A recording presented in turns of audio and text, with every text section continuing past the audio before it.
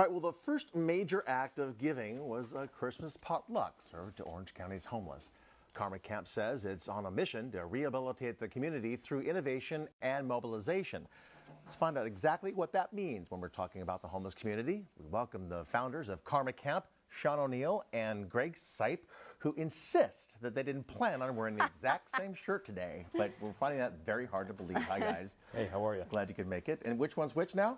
Sean. Yeah, like we're going to remember this at all because of the shirts. We actually have the same tailor, so. Nice. And the same barber, too, it appears. Yeah. Anyway, so let's get off the subject.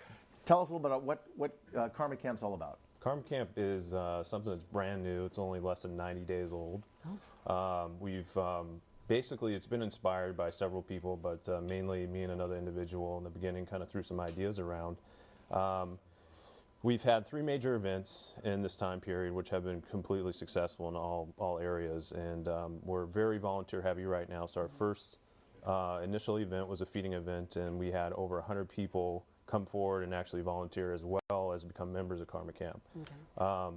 Basically, our primary vision right now is dealing with poverty and homelessness, and we have other things, other services as well, but that's our primary one.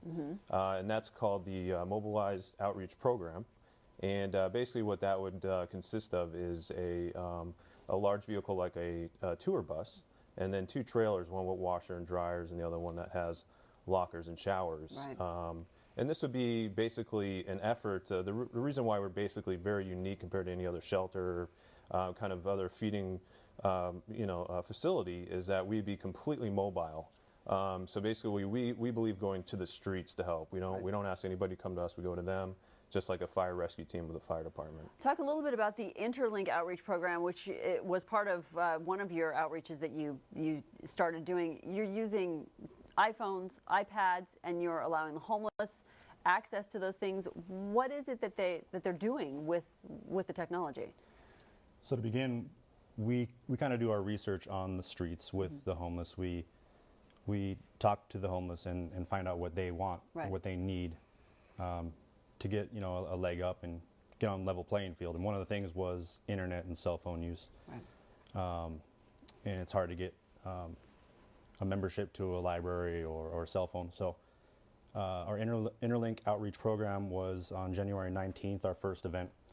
And we had 6 iPads, 6 cell phones, and the homeless were allowed to freely call their family or different support systems that they might have and talk to family they haven't talked to in years, and even store some data on our computers that they'll be able to access in the future. Well, you mentioned that they didn't have, for instance, membership to libraries. Some libraries don't even will restrict access by not even letting the homeless people in. When they determine somebody looks like they're homeless, they're not going to be able to come in. And you're doing a remarkable change or turn by, again, bringing that to them. What was the impetus for the decision in the first place? Where did the idea come from? Well, like I said, it came from talking to the homeless, but also from the stigmas that are out there, right, that you just discussed. And what we want to try to do is show them that these stigmas are false, and the best way we can do that is give them the access to these things that they desperately need. Right. Yeah. The other thing I loved about your program and reading some of the research about it is that you require the homeless that you help to give back. So they also have to help volunteer in some way or another at the site. Tell us a little bit about why is that important? That's something that we kind of stumbled across, and I think what it is that in our society we give a lot, and so there's these constant give outs, and not to say that's bad, but however there's a sense of basically codependency that's involved with that. So a lot of the time people think that the more they give, the better. A lot of the time giving, helping can hurt as well. And so basically our philosophy is that, hey, we're not just going to continually just give handouts, but we want to give you a hand up and take you out of the trenches. And this is how we're going to do it. We're going to do it together as a team.